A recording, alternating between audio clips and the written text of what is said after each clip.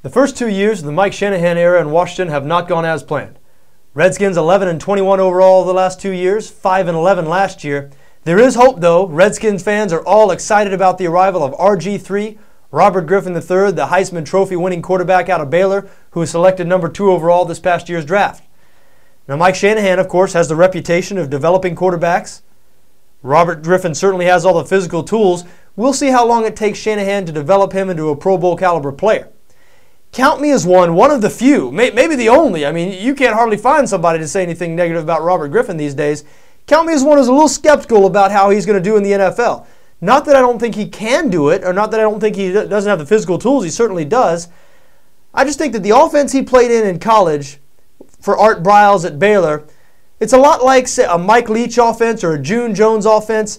Whatever quarterback plays in that offense is going to put up a bunch of yards, going to put up a bunch of points. You watch. This season, the beat will go on at Baylor without Robert Griffin III. The quarterback they have is going to put up similar numbers to what Robert Griffin did last year. Same was the story, for example, when Colt Brennan was a quarterback out at Hawaii, when Graham Harrell was a quarterback at Texas Tech. Those guys put up great numbers. They were both drafted. Their NFL careers haven't yet taken off. Griffin has more athletic ability than either one of those guys, but I think some comparisons can be drawn there. They're all three in systems that are very quarterback friendly, systems that are going to make the quarterback look good. The guy's going to be able to put up a whole bunch of numbers. I'm not sure that Robert Griffin III is a Cam Newton or Andrew Luck type quarterback who really carries the offense himself. Not that he's necessarily going to have to be that way in the NFL. You remember Mike Shanahan's greatest success in Denver. He had John Elway, of course, but the running game became the focal point with Terrell Davis when he won those Super Bowls. Still trying to get the running game going in Washington. Roy Helu had a nice year last year. Him and Evan Royster expected to compete for time this year.